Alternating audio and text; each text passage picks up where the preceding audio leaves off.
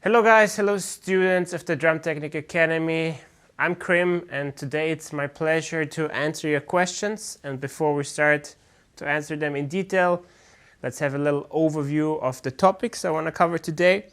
So first off, I want to talk about the songwriting process with Septic Flesh, how we're going to do it, what about the drum parts.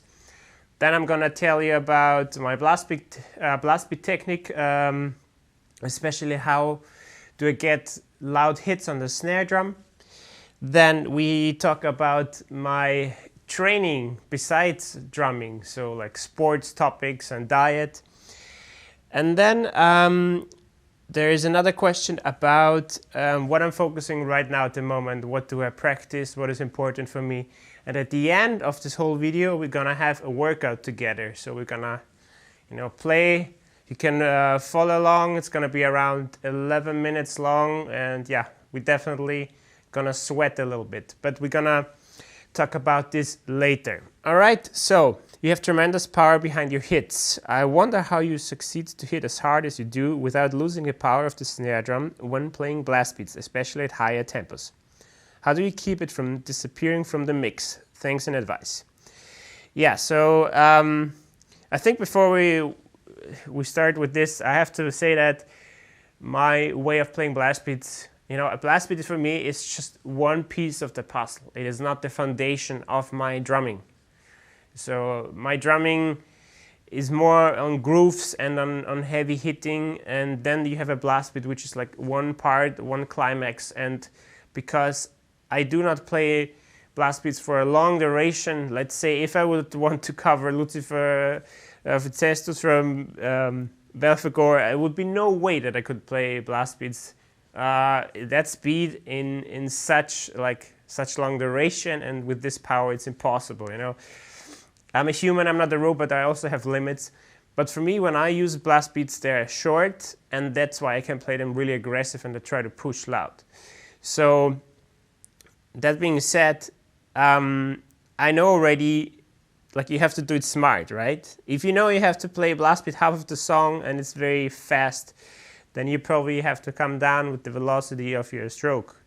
If you know it's just a couple of bars in the middle of the song and it just has to really smash, then you can push. Yeah, and to give you an example, you can play blast beats like this.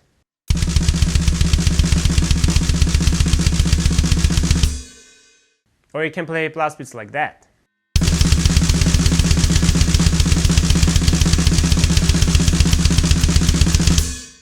So as you heard, the second version is definitely the one that it's being pushed more, even though without, I try not to lose the tempo, but I just make it louder.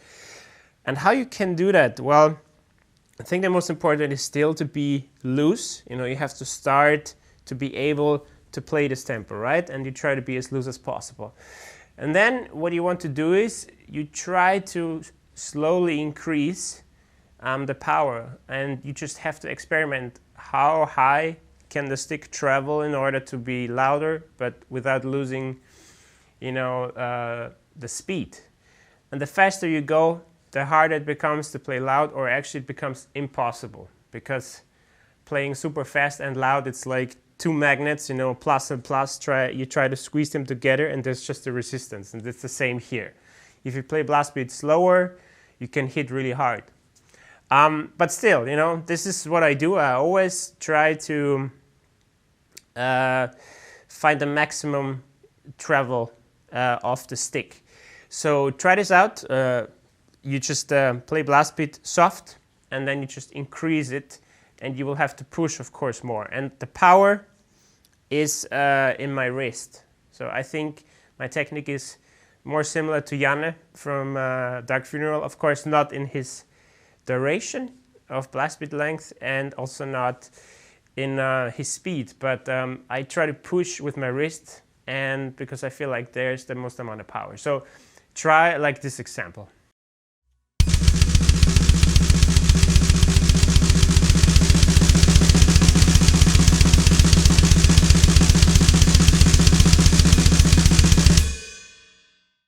So you heard here, I started playing blast beat, very relaxed, and then I tried to push, I make it louder. And when we recorded with Jens, it was definitely difficult because he was like, now you have to play the blast beat louder. So like, it's already very difficult at such speeds to do this. You have to push, you have to try. So that meant not only the snare louder, but also the right cymbal. Nowadays, of course, you can put sample hits and you can trigger the snare, and probably every metal production out there does have sample hits and samples on the drum in the final mix, so that's why they will always come through the mix. But you have to also understand that drums are an acoustic instrument, and when you want to have the best drum sound, then you have to also work with the room, you know? And just to give an example, in Sweden now with recording, like with the Septic Flesh recording, we had around 8 room microphones just to capture the drum sound in the room. So, of course, you have closed mics and everything, but because the room is so important to have a fat sounding drum sound, you know, you have to play the drums as loud as you can, as tasty as you can, and, you know, as real as you can. And that means also if you want to have a cool room sound, then you need to play the blast beat also as loud as possible. So yeah, I really try to push, you know, I try to push on the right cymbal, I try to make accents during the blast beat, I try to emphasize them more, and yeah, work with my wrist and really push there. So experiment with that, yeah. Play loose the blast beat and then try to push without, you know, you shouldn't hurt yourself, but experiment a little bit. Where are the borders of how loud can you play without losing the speed? To finish this whole thing, we're gonna have a workout together. This workout is 11 minutes long. You can use it as a warm-up exercise if you want. You can use it also just a warm-up for, it's a combination of different things. I tried to add everything in one exercise and one workout. So I'm gonna play along with you. Triplets.